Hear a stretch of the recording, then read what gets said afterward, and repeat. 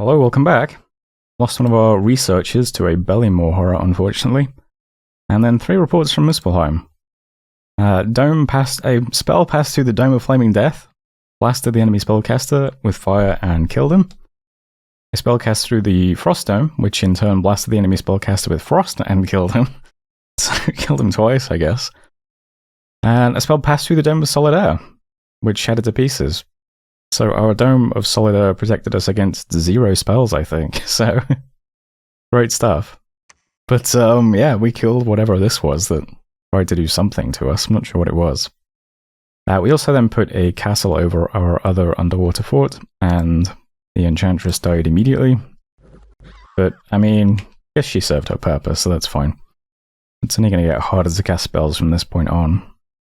Also summoned some flame jellies, and then the guy doing that got attacked by mantises, but I mean the Jarls are a bit more equipped to deal with that. Bear's has a new prophet. 2 battles then. We got Fungwood and Battimore, why not? I'll watch these.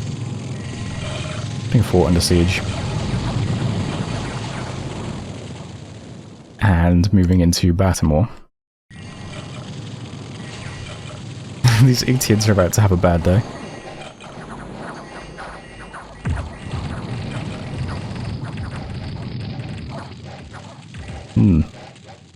How is your fatigue now, bug guy? Where are you? Are you doing any better? 47? Did I even change anything? Oh yeah, I gave you the corrupts prices, didn't I? So 47. 44. Okay, good. Much better. So there's Fungwood. Lost 4 Draconians, 2 Goaty Huskars, and a Springhawk. And Battimore lost a Deer Tribe Hunter and 10 Hurlers. 10 Hurlers is a lot, but I guess there's no fire res going up in this battle. And battles, Swamp of Forgetting, we have finally exorcised the demon possessing the ruler. Fantastic. Mar of Mystery, though, we have the new ruler who's been possessed, so most laws have been abolished over there now instead. Demon-possessed swine in Abyssia, misfortune and unrest, and then Assad, we got rid of a load of unrest and almost 600 gold. That's pretty good, actually. Well done, 5 nature gems. Worldwide event, horrors, and yeah, that's the important stuff. Okay, so first of all, I have learned, see, if I go into evocation, if you look at Fires from Afar, it says the spell can be used to harass a besieging force or the defenders of a castle. But Flames in the Sky doesn't say anything like that. So I didn't know if you could cast this on forts and hit things inside. But apparently you can. So good to know. So first thing I just want to point out is I am going to finally do Flames from the Sky. 10 million coupons here has been given all of the boosters. He is F9. And he's casting Flames from the Sky on Zerk, which now has 330 enemy units, mostly Sacreds. It's not great. They're quite good Sacreds against us. Although no fire resistance, so... yeah, let's drop the biggest Flames from the Sky ever on this guy and just hopefully, you know, clear out some of this stuff. That would be really nice. Hopefully we don't hit a dome. And while we're doing that, we're just going to storm Fungwood now as well. And the reinforcements are almost on the way. So, I mean, we've got a pretty decent army. What's this? 200 units versus 300 units. His god is in this throne fort as well. But these guys are almost here as well. We'll put the guys together, we'll move on to this and see what we can do. At this point, though, the big thing is just patrolling our thrones to make sure they're safe, because, yeah, Cataclysm is about to hit in 1 month, so next month is Cataclysm time real.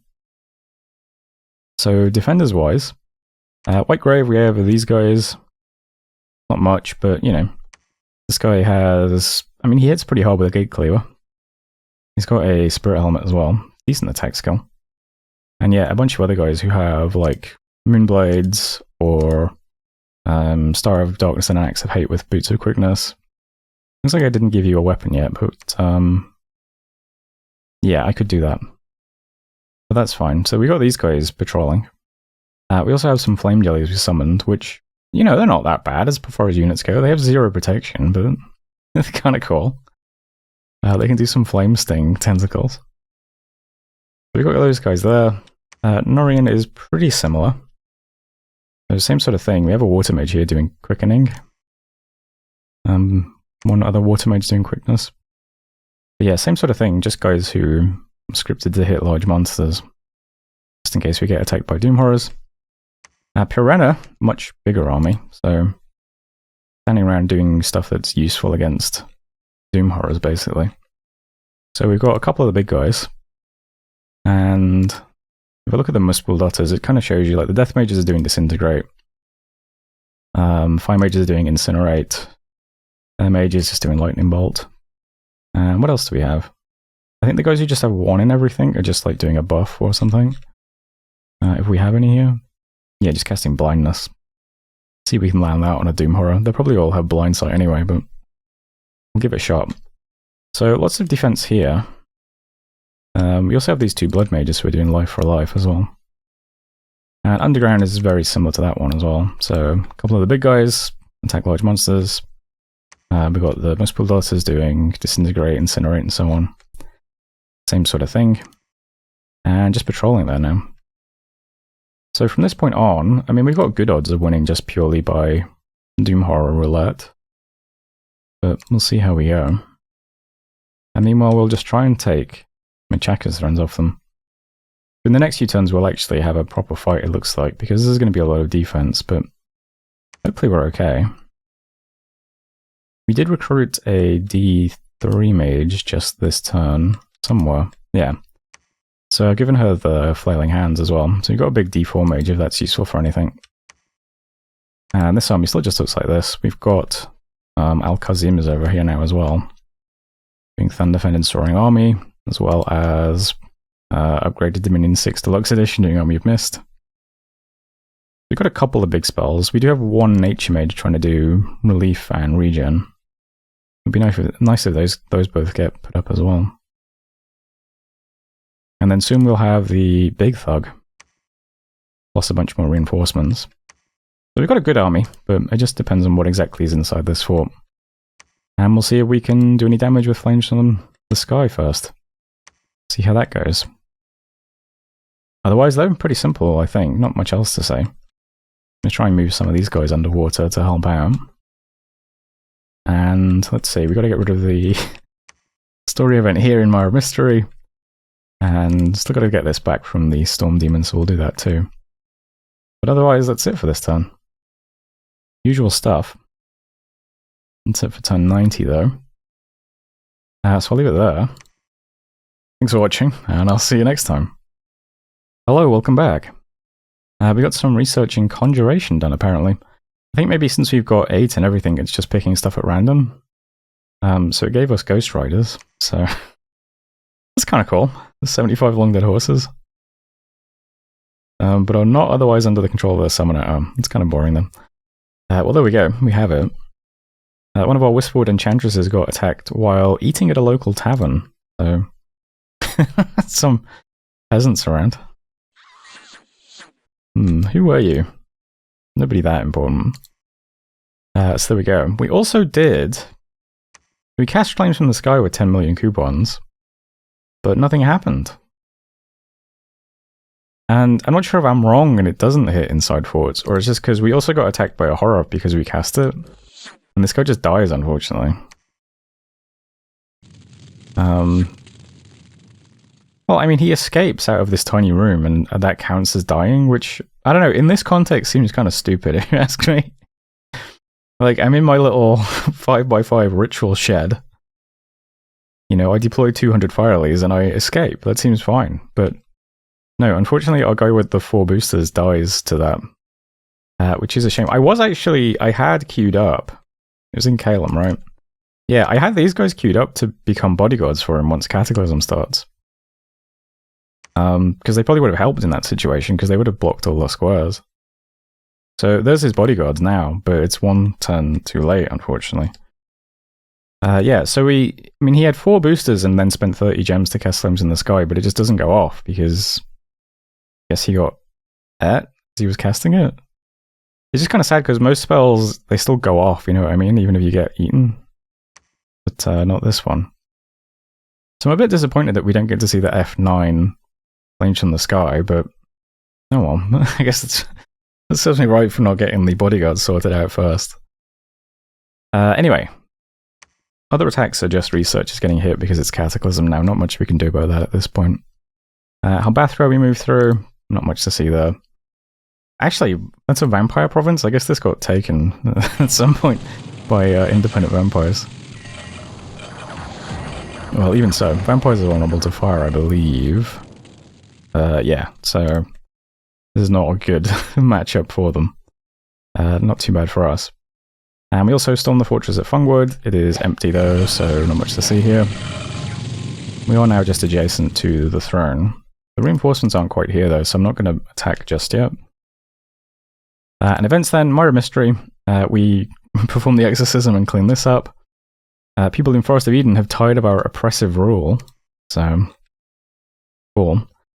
Peskin, Bad Harvest, and Ograthron, and children disappearing at night. Worldwide event.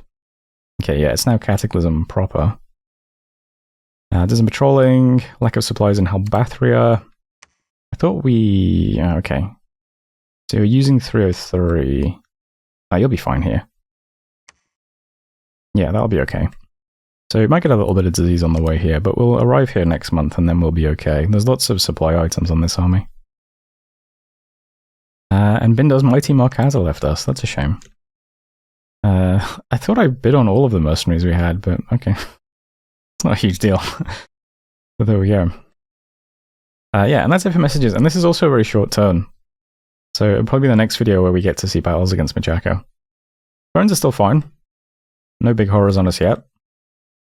Final reinforcements arriving to Perenna. We have plenty of patrollers here still. Looking good. Same story over on the other one, Narian Sea. Looking good. Still moving guys underwater. Still forging items over here.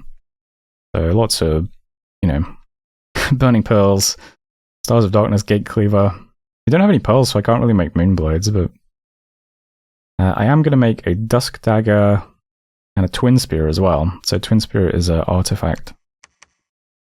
So it does a big chunk of armor piercing damage. That's also pretty good. Nice attack stats as well. And it's only a single-handed weapon. In fact, what does this one give? Oh, they both give luck. Okay. Any shields we have? Well, I mean, we could dual wield these if we made them both. That would probably be kind of cool, actually. We'll make one of them this month. Yeah, and that's just the usual stuff over here. I'm going to recruit some bodyguards and duel them this month. We'll put them on the Air Mage we have, and the Air Mage can do the Air version of Flames from the Sky, which isn't as good. It's only level 7, Thunderstorm. But sure, we'll try dropping that too.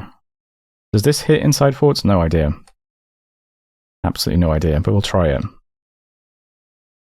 And that's it for stuff that isn't the army. And the army just isn't doing anything at the moment, so the Draconians are summoning allies. Everyone else is just site searching.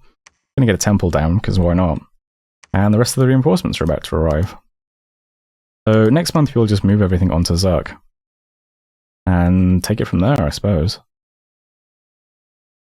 So, this might be a pretty dull video, but you know, next month might be some battles, that'd be good. Otherwise, I don't think there's anything else happening. Usual forging, patrolling thrones, and that's it. So, it's turn 91. I'll leave things there. Thanks for watching, and I'll see you next time.